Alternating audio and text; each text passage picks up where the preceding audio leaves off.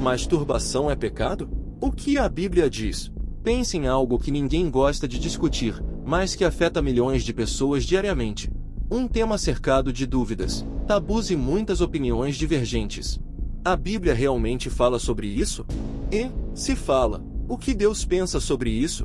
Será que é um pecado grave ou apenas um comportamento humano natural? A verdade pode ser muito diferente do que você imagina. Hoje, vamos explorar um dos assuntos mais polêmicos do meio cristão, a masturbação. O que a palavra de Deus realmente diz sobre isso? Será que há uma resposta clara? Ou estamos apenas interpretando textos de forma errada? Vamos mergulhar profundamente na Bíblia para descobrir a verdade por trás desse tema e revelar fatos que talvez você nunca tenha notado antes. A primeira pergunta que muitos fazem é: a Bíblia menciona a masturbação diretamente? A resposta é surpreendente. Não há um versículo específico que condene ou aprove explicitamente essa prática. No entanto, isso não significa que a Bíblia não nos forneça princípios para entendermos sua posição sobre o assunto. Em Mateus capítulo 5, versículo 28, Jesus ensina que qualquer que olhar para uma mulher para cobiçar já em seu coração cometeu adultério com ela. Isso levanta um ponto crucial. A masturbação, geralmente, está ligada a pensamentos impuros, desejos carnais e imagens que alimentam a mente com luxúria. Mas será que isso, por si só, já a torna um pecado? O que acontece no coração de uma pessoa ao se entregar a essa prática? A Bíblia nos alerta sobre a importância de manter a mente pura e de não sermos escravos de nossos próprios desejos. Será que a masturbação pode levar ao domínio do pecado sobre a vida de alguém? Nos próximos minutos, vamos examinar isso com mais profundidade. Um dos maiores perigos da masturbação está na escravidão que ela pode gerar. Em 1 Coríntios capítulo 6, versículo 12, Paulo escreve: "Todas as coisas me são lícitas, mas nem todas as coisas convêm.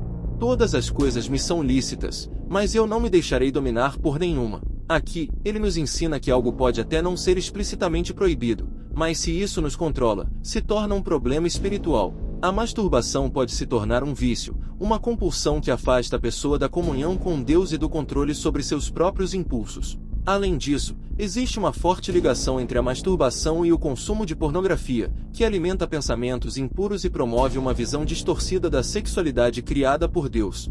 Jó capítulo 31, versículo 1, diz: "Fiz aliança com os meus olhos. Como, pois, os fixaria numa virgem?" Jó compreendia que aquilo que nutrimos com os olhos afeta diretamente o coração. Se uma prática nos leva ao pecado do desejo impuro, será que ainda podemos considerá-la inofensiva? Outro ponto crucial para analisarmos é o propósito da sexualidade segundo a Bíblia. Em Gênesis capítulo 2, versículo 24, Deus estabelece que o homem deixará seu pai e sua mãe e se unirá à sua mulher, e eles se tornarão uma só carne. Isso mostra que a intimidade sexual foi criada para o contexto do casamento, como uma união sagrada entre homem e mulher. Mas a masturbação, sendo um ato solitário, rompe com esse princípio e desvia o propósito divino da sexualidade.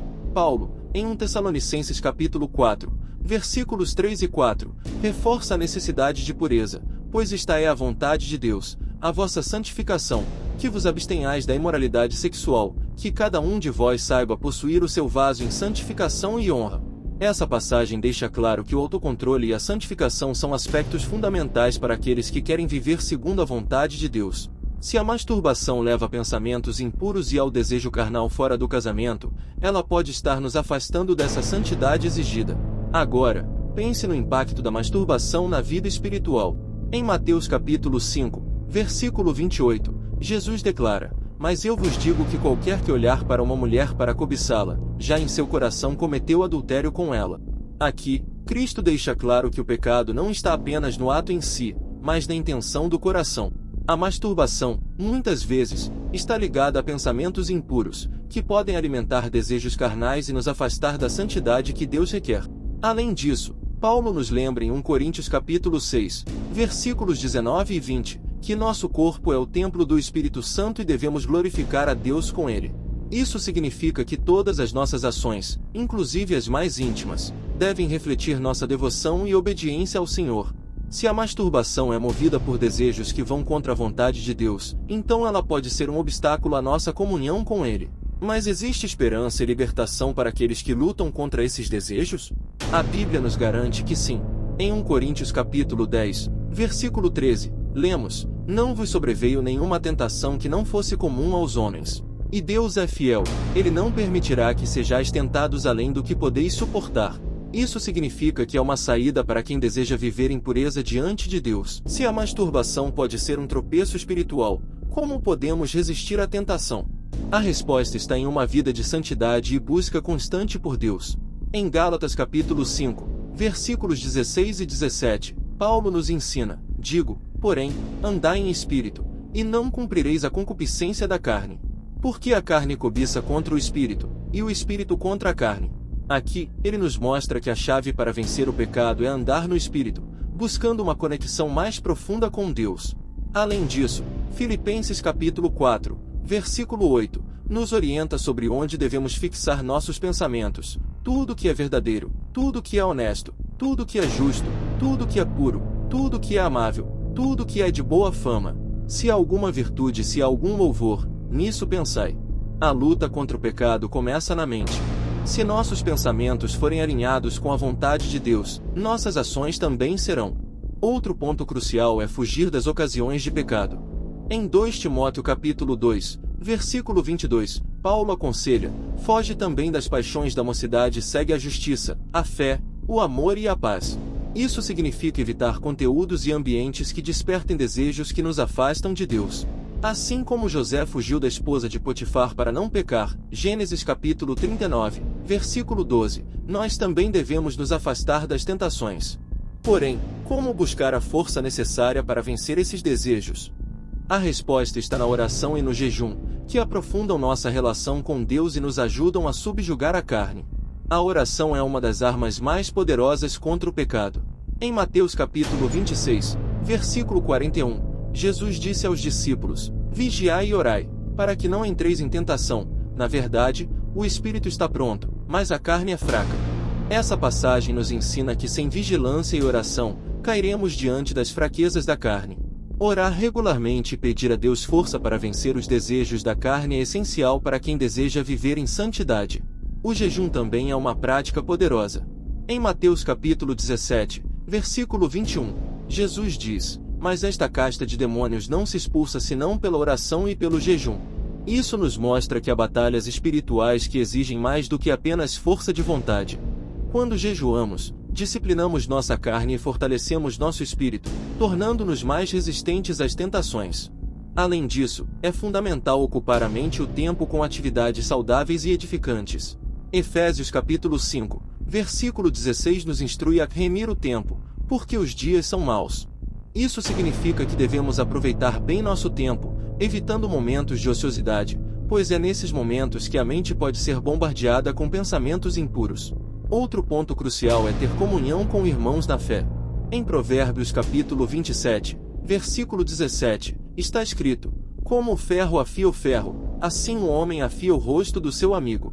Ter amigos cristãos e estar cercado por pessoas que nos incentivam a buscar a Deus nos ajuda a manter o foco na santidade. Mas, e aqueles que já caíram nesse pecado? Existe esperança para eles? Para aqueles que já caíram nesse pecado, a Bíblia nos assegura que há esperança e restauração em Cristo. Em 1 João capítulo 1, versículo 9, está escrito: se confessarmos os nossos pecados, Ele é fiel e justo para nos perdoar os pecados e nos purificar de toda injustiça. Isso significa que Deus não apenas perdoa, mas também purifica, concedendo um novo começo àqueles que se arrependem sinceramente. Pedro negou Jesus 3 vezes, mas encontrou perdão e restauração. Da mesma forma, qualquer pessoa que tenha lutado contra esse pecado pode ser restaurada pelo amor de Deus. O importante é reconhecer a fraqueza, confessar a Deus e se afastar do erro. Além disso, é necessário renovar a mente com a palavra de Deus. Em Romanos capítulo 12, versículo 2, Paulo nos exorta: e não vos conformeis com este mundo, mas transformai-vos pela renovação da vossa mente, para que experimenteis qual seja a boa, agradável e perfeita vontade de Deus. Isso nos mostra que, ao substituir pensamentos impuros pela verdade bíblica, nos tornamos mais fortes contra as tentações. Outro fator essencial é aprender a disciplinar os olhos. Jó capítulo 31, versículo 1, diz: fiz aliança com os meus olhos. Como? Pois, os fixaria numa virgem. Isso significa que devemos ter controle sobre aquilo que vemos e consumimos. Muitos conteúdos disponíveis hoje servem apenas para alimentar desejos carnais, por isso é fundamental ter discernimento e evitar tudo que pode levar ao pecado. O arrependimento sincero não se trata apenas de pedir perdão, mas de mudar de atitude. Provérbios capítulo 28, versículo 13 ensina: o que encobre as suas transgressões nunca prosperará, mas o que as confessa e deixa, alcançará misericórdia. Deus deseja que não apenas confessemos, mas que abandonemos o pecado, caminhando em santidade. Mas há algo ainda mais profundo sobre esse tema que poucas pessoas falam. A luta contra a carne é um dos desafios mais difíceis que o cristão enfrenta. Em Gálatas capítulo 5, versículo 17, Paulo nos alerta: porque a carne cobiça contra o espírito, e o espírito contra a carne, e estes opõem-se um ao outro, para que não façais o que quereis. Isso significa que há uma batalha constante dentro de nós, e precisamos escolher alimentar o espírito em vez da carne. Mas como vencer essa batalha? Primeiramente, precisamos buscar uma vida de oração constante. Jesus ensinou aos discípulos: vigiai e orai, para que não entreis em tentação. O espírito, na verdade, está pronto, mas a carne é fraca. Mateus capítulo 26, versículo 41. Orar fortalece nossa conexão com Deus e nos dá forças para resistir. Outro ponto essencial é evitar as situações e ambientes que nos levam ao pecado. Paulo aconselha em 1 Coríntios capítulo 6, versículo 18, fugir da prostituição. Isso significa que devemos nos afastar daquilo que pode nos fazer cair, seja conteúdo na internet, conversas, hábitos ou lugares que despertam desejos errados.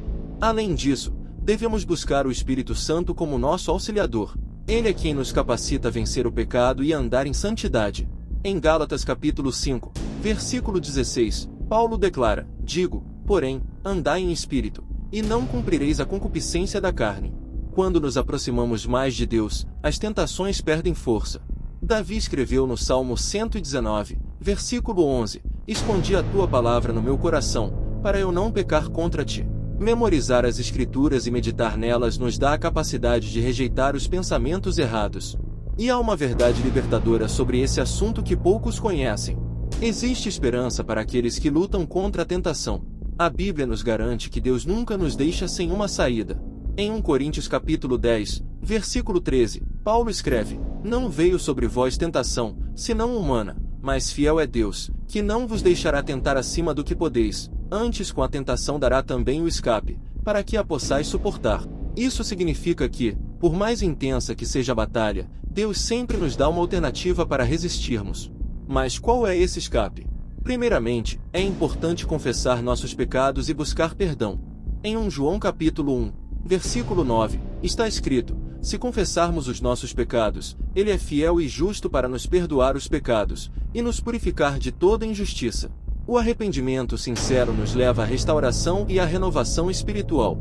Além disso, precisamos substituir maus hábitos por hábitos espirituais edificantes. A Bíblia nos ensina que, ao nos enchermos das coisas de Deus, não sobrará espaço para os desejos carnais. Em Filipenses capítulo 4, versículo 8, Paulo nos aconselha: quanto ao mais, irmãos, tudo que é verdadeiro, tudo que é honesto, tudo que é justo, tudo que é puro, tudo que é amável, tudo que é de boa fama, se há alguma virtude, e se há algum louvor, nisso pensai. Outro segredo poderoso é a comunhão com irmãos na fé. A Bíblia nos ensina que não devemos lutar sozinhos, mas devemos nos edificar mutuamente. Tiago capítulo 5, versículo 16, diz: confessai as vossas culpas uns aos outros, e orai uns pelos outros, para que sareis. Se você tem lutado contra a tentação, saiba que Deus não te condena, mas quer te libertar. Ele te chama para uma vida de santidade e vitória. Você está disposto a confiar nele e permitir que ele transforme sua vida? Se você assistiu até aqui, escreva nos comentários: eu estou comprometido com a verdade, que é a palavra de Deus. João capítulo 17, versículo 7. Se você acredita em Deus, inscreva-se no canal.